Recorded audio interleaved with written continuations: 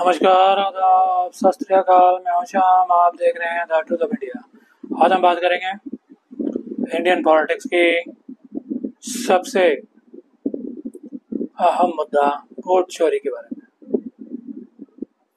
आदरणीय Rahul Gandhi ji election commission पे और बीजेपी सरकार पे वोट चोरी का इल्जाम लगा रहे। अभी ऑफिशियली नहीं, सोशल मीडिया पे चुनाव आयोग ने राहुल गांधी जी को एफिडेविट देने के लिए कहा, जो क्लेम कर रहे हैं वोट चोरी के बारे में। राहुल जी का मानना है कि जिस भी शख्स का दो वोटर आईडी कार्ड है या दो से ज्यादा वोटर आईडी, उसने फर्जी वोटिंग की है। बहुत बार होता है कि हम गांव में पढ़ाई करते हैं, उसके बाद टाउन शिफ्ट हो जाते हैं, वहाँ नौकरी करते हैं, तो दोनों जगह की आईडी होती है। वो जहाँ रहते हैं वहीं वोटिंग करते हैं, गाँव आके थोड़ी वोटिंग करते हैं। तो राहुल गांधी जी का ये मानना है कि जिनके भी इस तरह से 2 या 3 आईडी हैं, वो लोग फर्जी वोटर हैं। वो हर जगह जाके वोटिंग करते हैं जहाँ जहाँ उनकी वोटर आईडी बना हुआ है। तो इन्हीं चीज का ख्याल रखते हुए सेंट्रल गवर्नमेंट ने सर्च स्टार्ट किया फर्जी वोटर को हटाने के लिए।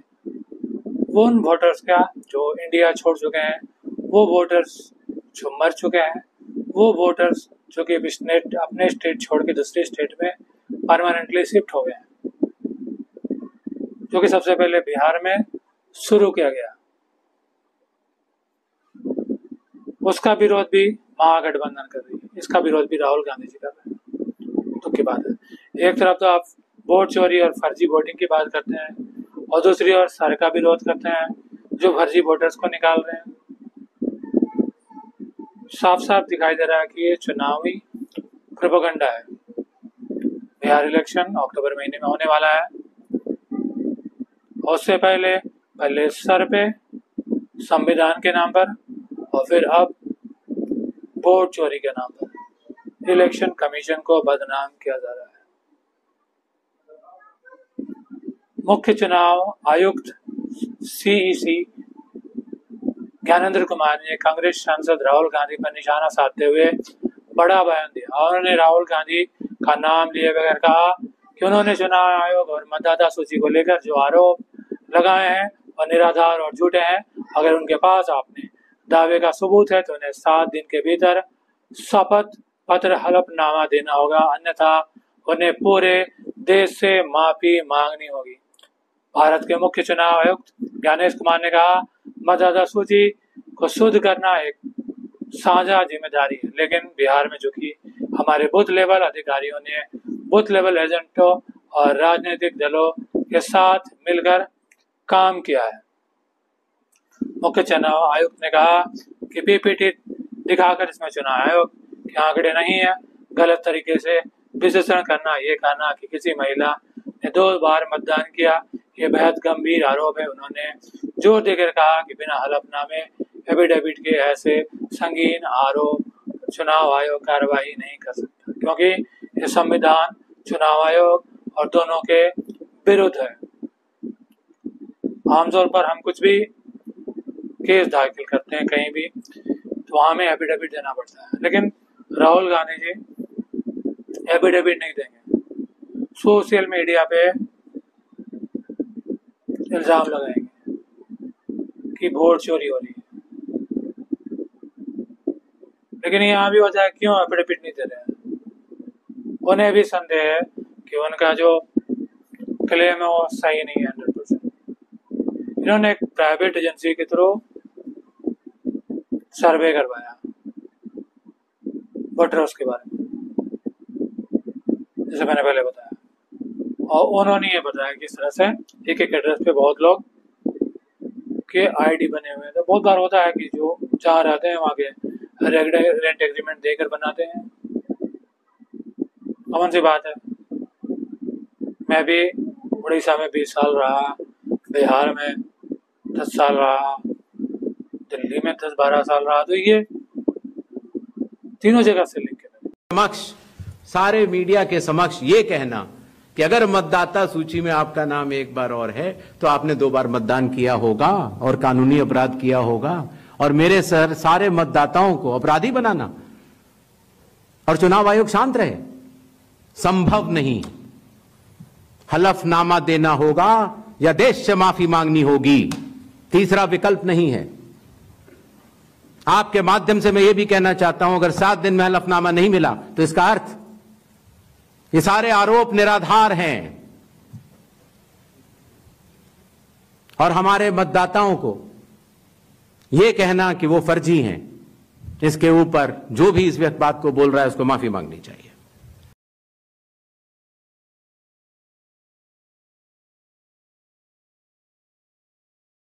तीनों जगह से लिख के तो उसका मतलब नहीं कि मैं तीनों जगह वोटिंग कर रहा हूँ। तो ये सोचने वाली बात है कि अगर आप सही हैं, आपकी क्लेम सही है तो आप एफिडेविट दीजिए। अगर एफिडेविट आप देते हैं और आपका क्लेम गलत साबित हुआ तो आपको जेल भी सकता है, आपकी सांसद सदस्यता भी खत्म हो सकती है। ये आदरणीय राहुल गांधी जी को पता है और इसीलिए वो एफिडेविट देने से बच रहे हैं। और साफ साफ दिखाई दे रहा है कि इलेक्शन से पहले, बिहार सभा इलेक्शन से पहले चुनावी प्रोपेगेंडा है। इससे पहले भी चौकीदार चोर है, उन्होंने आदरणीय प्रधानमंत्री नरेंद्र मोदी जी पे इल्जाम लगाया था और फिर माफी मांगा कि चौकीदार चोर नहीं, प्योर है, एफिडेविट।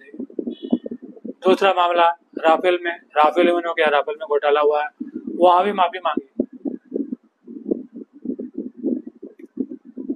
और इससे पहले उन्होंने ईवीएम हैक हुआ है, ईवीएम हैक होके बीजेपी एनडीए इलेक्शन जीत रही है 2014 से। अरे भैया, सबसे पहले ये बताइए कि ईवीएम लाया किसने? अगर ईवीएम हैक हो सकता है तो कांग्रेस कभी सत्ता से बाहर नहीं जाती। सोचने वाली बात है। ईवीएम खुद कांग्रेस लेके आई है और वो खुद कह रही है कि ईवीएम हैक करके बीजेपी इलेक्शन जीत रही है। जब कांग्रेस राज थी 2014 में, बीजेपी ने 284 सीट जीते और बीजेपी राज में ईवीएम हैक करके, वोट चोरी करके 240 सीट। सोचने वाली बात है। वोट चोरी करके 240 सीट जीत रहे हैं और कांग्रेस राज में 284 सीट जीती। चुनाव आयोग ने जब ईवीएम हैक का इसी तरह प्रोपेगेंडा चलाया गया था, तब इलेक्शन कमीशन ने बतौर प्रेस कॉन्फ्रेंस बुला के सभी को इनवाइट किया गया और सभी पार्टी को 2 घंटे का वक्त दिया गया ईवीएम हैक करने के लिए। लेकिन एक भी पॉलिटिकल पार्टी वहां नहीं पहुंचा। सोचिए, ईवीएम हैक करना तो दूर की बात है। अरे ईवीएम हैक हो ही नहीं सकता।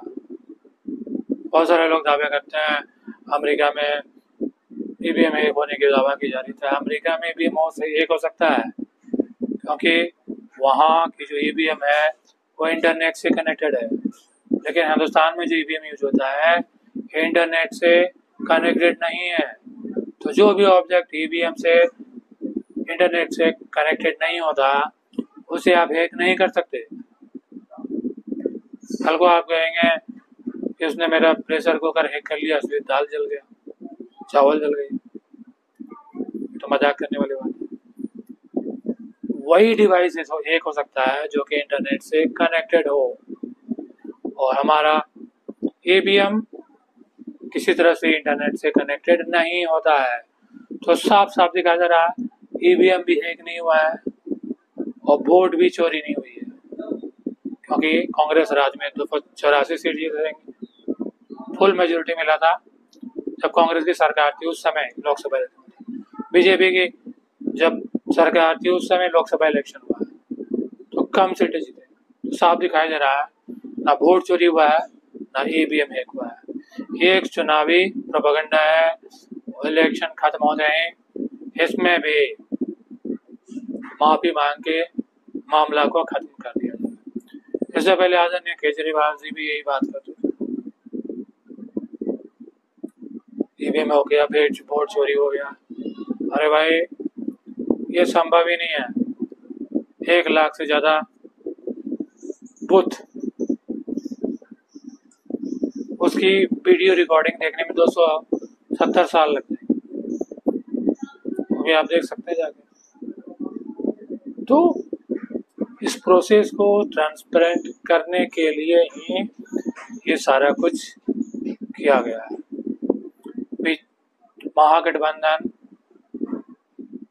इंडी गठबंधन का एक ही काम है, इलेक्शन हारो तो ईवीएम हैक, ईवीएम खराब, केस हारो तो न्यायपालिका जज खराब।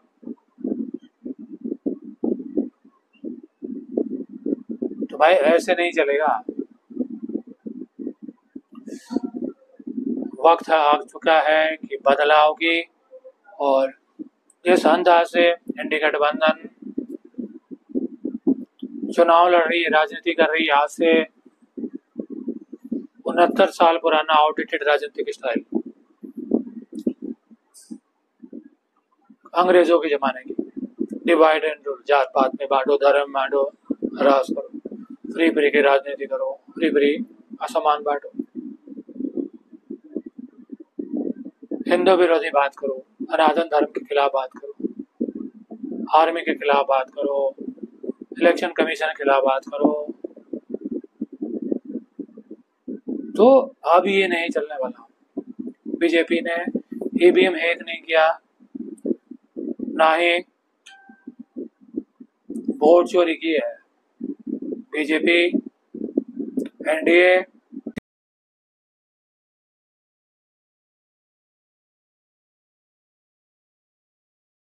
नरेंद्र मोदी जी, योगी आदित्यनाथ जी जैसे लीडर किसके लिए चोरी करेंगे? इनके कोई आगे है ना कोई पीछे। जो भी कर रहे हैं देश के लिए, जो भी उन्होंने फैसले लिए, चाहे नोटबंदी हो, जीएसटी हो, राम मंदिर हो, 3 तलाक हो, 370 धारा खत्म करना,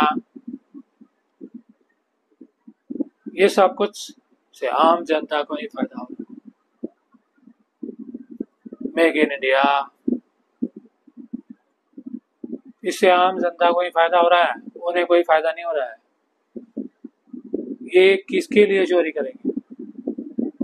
सोचने वाली बात है। तो लीडर हो तो नरेंद्र मोदी जी जैसा हो, या फिर योगी आदित्यनाथ जैसा, जो उसके निष्काम अपने देश की सेवा कर रहे हैं। आरएसएस को ही बदनाम किया जाता है। आप आरएसएस के शाखा में जाइए, वहां देखिए क्या हो रहा है। वहां सिर्फ देशभक्ति सिखाया जाता है, अपने धर्म को सम्मान करने सिखाया जाता है। हिंदू धर्म की बात है, देशभक्ति सिखाया जाता है। कुछ भी गलत नहीं था, आप भी जाके चेक कर सकते हैं। इसे बार बार विपक्ष टारगेट कर रही है। तो विपक्ष अगर चाहती है दोबारा सत्ता में आए, तो उन्हें पुराना राजनीतिक स्टाइल बदलना होगा कि भाई हम दूसरे को बदनाम करके अपना इमेज बना लेंगे। भाई ऐसा नहीं हो सकता। जात पात की राजनीति कर देंगे, हिंदू को बांट देंगे और राज करेंगे। भाई अब ये भी नहीं हो सकता। फ्री फ्री की राजनीति करेंगे, बिजली पानी फ्री दे देंगे। नहीं भाई, अब ये मोदी का नया इंडिया है, क्योंकि एक मजदूर के पास भी स्मार्टफोन से ही पता है क्या हो रहा है, कौन क्या कर रहा है। तो अगर आप स्ट्रेटजी नहीं बदलेंगे तो दोबारा इलेक्शन नहीं जीत सकते हैं, सत्ता में नहीं आ सकते हैं। चाहे आप कुछ भी कर ले, मैं लिख देता हूँ। और ये सारे कुछ होने के वजह है, आदरणीय राहुल गांधी जी ने बिहार में एक जनसभा किया। वहां का विकास देख के उन्हें समझ में आ गया अब किस बातें वोट मांगेंगे। बिजली, पानी, सड़कें, नौकरी, सब कुछ दे दिया। विकास बिहार में इतनी बेहतरीन हुई है, पटना आप चले जाएं तो दिल्ली, मुंबई फेल है उसके साथ।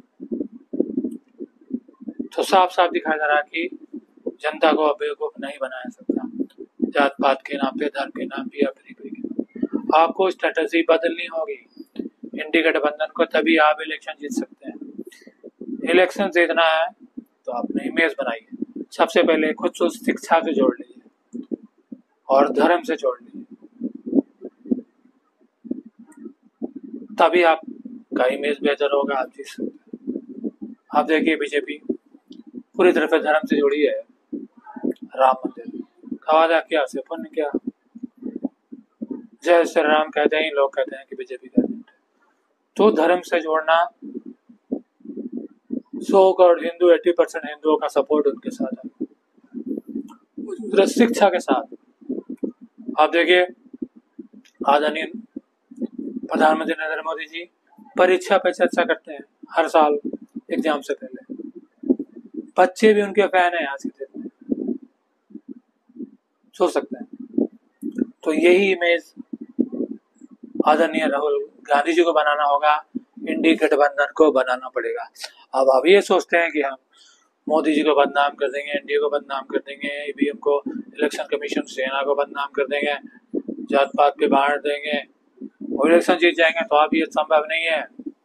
आप सपने में जी रहे हैं। तो अपनी 80 साल पुराना आउटडेटेड राजनीति स्टाइल बदलिए और सबसे पहले सनातन विरोध, हिंदू विरोध बंद कीजिए। जिस देश में 80% हिंदू हो, वहाँ सनातन को खत्म करने की बात करते हैं, हिंदू विरोधी बात करते हैं, हिंदू देवी देवताओं, धर्म ग्रंथ का अपमान करते हैं, हिंदू को हिंसक कहते हैं। आप वहाँ कैसे इलेक्शन जीत सकते हैं? हिंदुस्तान में वही राज करेगा जो सनातन हिंदुओं के हित की बात करेगा, और बीजेपी राज कर रही है। अगर आप भी राज करना चाहते हैं तो आपको यही स्ट्रेटजी अपनानी पड़ेगी और कोई रास्ता नहीं है। नहीं तो ये आप करते रहेंगे, ईवीएम है, वोट चोरी, चौकीदार चोर, मौत का सौदागर, राफेल, कुछ नहीं होने वाला। जनता को सब कुछ पता है क्या हो रहा है, इसलिए सब कुछ छोड़ के विकास की राजनीति कीजिए, रफनत की नागरिक बंद कर, तभी आप दोबारा इलेक्शन जीत सकते हैं। Thank you so much.